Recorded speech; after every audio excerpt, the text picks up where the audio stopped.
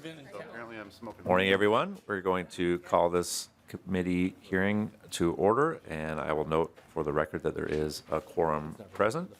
First order of business is approval of the minutes from Tuesday, March 5th. Vice Chair Hollins, would you care to move the minutes? Yes, Mr. Chair, I've reviewed the minutes and I move their approval. I think that everybody who moved the minutes was in attendance. I think that the meeting was not noted as virtual, so I don't see anything that needs changing, but perhaps we have another eagle-eyed member. Any comments to the minutes? Okay. All in favor? Aye. Opposed? The minutes are adopted. Phew. Okay. We are not going to be moving the consent calendar for the day. I spoke with Representative Torkelson, and per our discussion, we're going to be scheduling it on the regular calendar for the day, and with the hope that there would not be amendments, since it was a joint request from Representative Pinto and Representative Novotny that it be on the consent calendar. But understanding the request, we will be adding it to the calendar for the day. So calendar for the day proposal is House File 3309, Representative Frazier; House File 3526, Representative Tabke; House File 3868, Representative Curran. And I would also move that we add House File 3520, Representative Pinto, to the calendar for the day. Any discussion to that motion? Chair Mueller. Thank you, Mr. Chair. And I'm just a little curious about why we are moving the House File 3520 to the calendar for the day. As you know, came out of my committee, unanimously voted on to be placed on the consent calendar. We had a couple of other bills that are either in the pipeline or that we've already done that. And so I'm just kind of curious, perhaps from our colleagues across the aisle, if they're not intending to accept those consent calendar agreements. Thank you. Representative Torkelson. Thank you. Well, procedurally, you will note that if a bill is objected to on the House floor, because it's on the consent calendar, the bill is pulled for that day and will not be voted on. It only takes 5 hands for that to happen, and we are aware that some of our members object to it, and not necessarily those that brought the bill forward for the consent calendar. But in the interest of not delaying the bill, we think it's best that it be put on the general register. And Representative Torkelson, the objection is not to the bill itself, it's to the consent calendar as a procedure.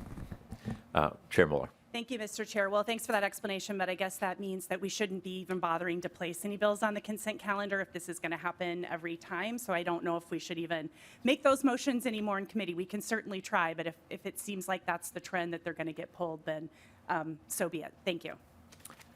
Thank you, Chair Mueller. Any further discussion to the motion? Seeing none, all those in favor of the motion to add House File 3520 to the calendar for the day, please say aye. Aye. Opposed? No. The motion is approved. And now I will move the adoption of the full calendar for the day as amended pursuant to Rule 1.21 and 3.33. The Committee on Rules and Legislative Administration will designate Monday, March 11th for the adoption of the calendar for the day and establish a pre-filing requirement for amendments offered to those bills. Any discussion to the motion? All those in favor of adopting the calendar for the day, please say aye. Aye. Opposed? The motion is adopted. Members, on Monday, we will be having an additional morning meeting at 9 a.m. To adopt some procedural motions. So wanted to give folks as much of a heads up as we could for that meeting, and we will be putting out the motions later today. Representative Nash. Thank you, Mr. Chair. I would like to move that the Committee on Rules and Legislative Administration R30-0 resolution, which gave primary tenant approval to the renovation of the State Office Building, and that we take appropriate steps after that. And this comes, Mr. Chair, after the most recent budget update.